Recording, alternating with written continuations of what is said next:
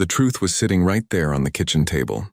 Not metaphorically, literally, a manila folder, slightly worn at the corners, filled with papers that Diane Calloway had been carrying around for 11 months without showing anyone, without telling anyone, without doing anything except opening it occasionally in the quiet of her apartment in Nashville, Tennessee, and reading through it again and then closing it and putting it back in the drawer beneath the dish towels where she kept things she wasn't ready to deal with. Diane was 43 years old and worked as a high school history teacher, which meant she spent 6 hours a day teaching young people to examine evidence, question assumptions, and follow facts to their honest conclusions regardless of whether those conclusions were comfortable. She believed in this. She assigned primary sources. She taught her students that the most important intellectual skill a person could develop was the willingness to change their mind when the evidence required it. She had not in 11 months applied any of this to herself. The folder contained the results of a genealogy DNA test she had taken on a whim the previous December, after her younger sister. Paula had gotten one as a gift and done it over Christmas and called Diane laughing about their unexpected percentage of Scandinavian ancestry. Diane had ordered one for herself the following week.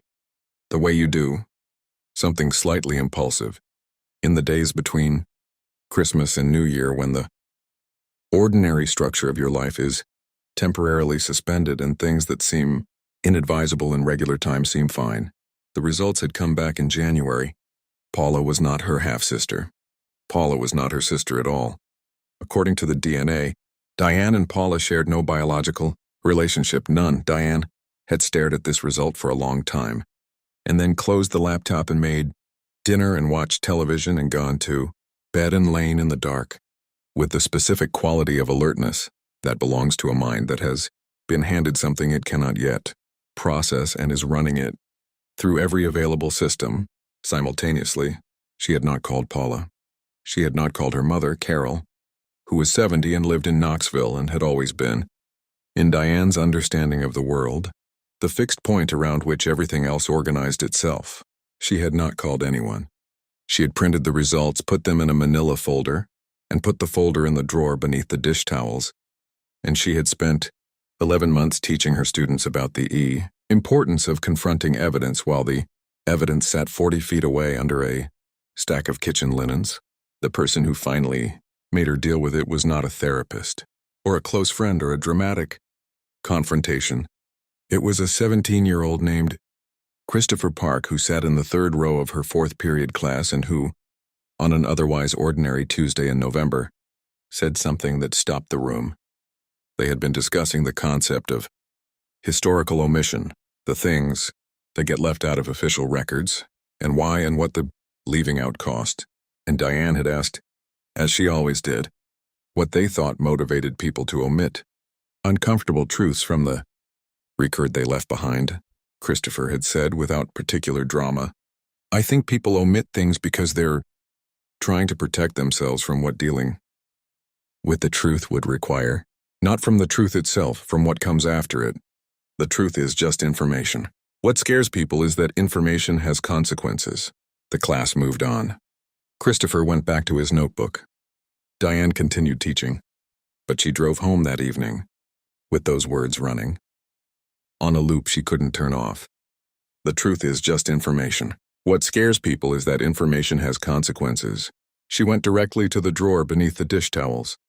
She called her college roommate first.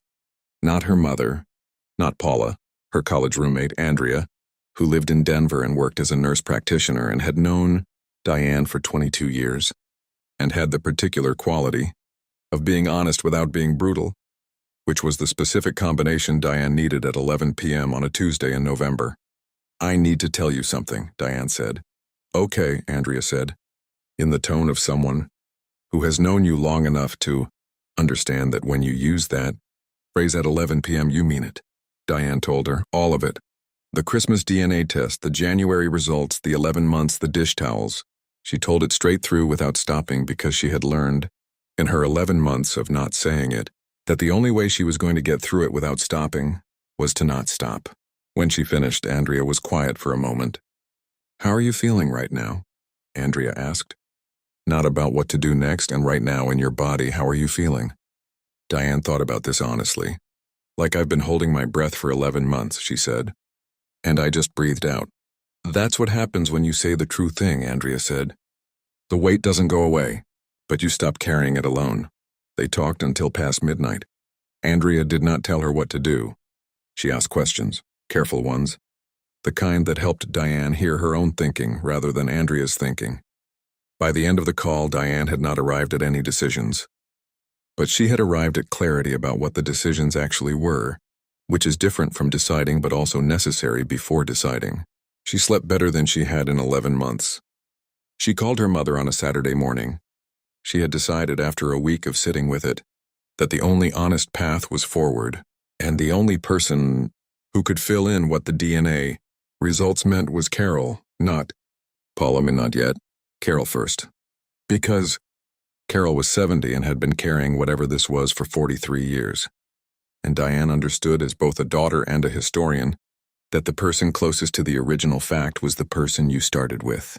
Carol answered the way she always did, warm, immediately present, the voice of a woman who had spent 40 years treating every phone call from her daughter as something worth being fully available for.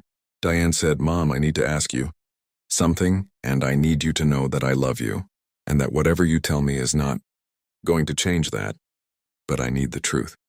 There was a silence on Carol's end, not the silence of someone preparing to deny, the silence of someone who has been waiting for a very long time for a specific door to open. "You did one of those tests," Carol said. It was not a question. "Yes." Another silence. Then Carol said, "I've been waiting for this for 43 years. I thought it would be Paula who found out first, or that I'd tell you both before." She stopped. Started again. "I was going to tell you. I kept meaning to find the right time, and the right time never arrived, and then 43 years had gone by." Diane sat very still on her couch. Carol told her.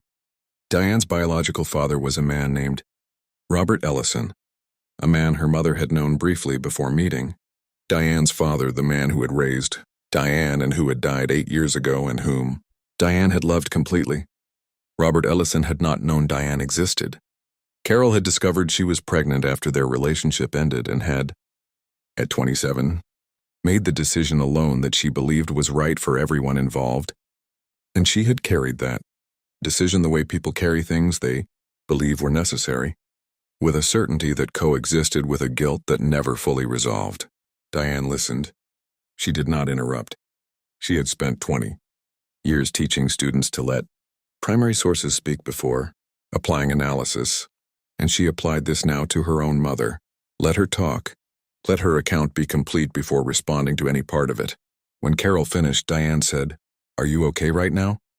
Carol made a sound that was almost a laugh, the sound of someone surprised by the question when they expected something harder. Yes, I think I'm relieved. I have been holding this since before you were born." "I know," Diane said. "I understand that." "You're not angry?" Diane sat with this honestly. "I don't know yet," she said. "I think I might be later. But right now I needed to know. And now I know." They talked for 2 hours. It was not easy and it was not comfortable, and there were moments when Diane felt the specific vertigo of a foundational assumption being revised, which is one of the most disorienting experiences a person can have, because it doesn't just change the new information, it changes the entire landscape through which you've been moving retroactively, so that you have to re-examine the familiar from an unfamiliar angle. But Carol was still Carol, still the woman who had answered every phone call with full presence, still the person who had shown up to every difficult moment of Diane's life with the consistency that had been the actual structure of Diane's security. Regardless of biology, the DNA had changed the fact of their relation. It had not changed the truth of what they were to each other. She told Paula in December. Paula cried, not from grief exactly, but from the shock of having the ground shift, and then from the specific emotion of realizing that the shift didn't change what she knew to be true about herself and her sister, and then from the complicated relief of a secret being resolved that she hadn't known she was adjacent to. "You're still my sister," Paula said when she was finished crying. You know that, right? I know that, Diane said. Nothing about this changes anything about what we are. No, Diane said. It doesn't. And she meant it, not as comfort, not as a thing you say to smooth over difficulty, but as the actual truth of her experience. The biology had been one story. The 43 years had been another. And the second story, the one made of Sunday phone calls and borrowed clothes and showing up and knowing each other through every version of themselves, that was not a story that a DNA result could revise. In January, Diane assigned her fourth period class a new unit. She called it, not on the syllabus, just in her own mind, What We Owe Each Other.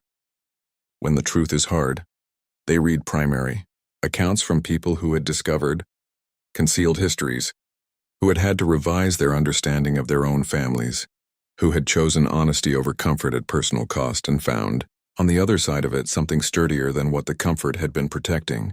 Christopher Park, who sat in the third row and didn't know that his words on a Tuesday in November had walked a woman to a drawer beneath her dish towels, engaged with the material with the same direct clarity he brought to everything. On the last day of the unit, he said during discussion, I think the truth everybody misses isn't usually hidden. It's usually just in a place they haven't been willing to look yet. Diane wrote this on the board. She left it there for the rest of the semester, not because it was a lesson for her students, because it was one for her. The reminder she needed in chalk on a board, that the most important truths are rarely the ones we don't have access to. They're the ones we've been carrying in a drawer, waiting until we're ready. And the readiness, it turns out, rarely arrives on its own. It arrives when someone, a 17-year-old in the third row, a friend on the phone at 11 p.m., a mother who has been waiting 43 years for a door to open, says something true enough to make the waiting no longer possible.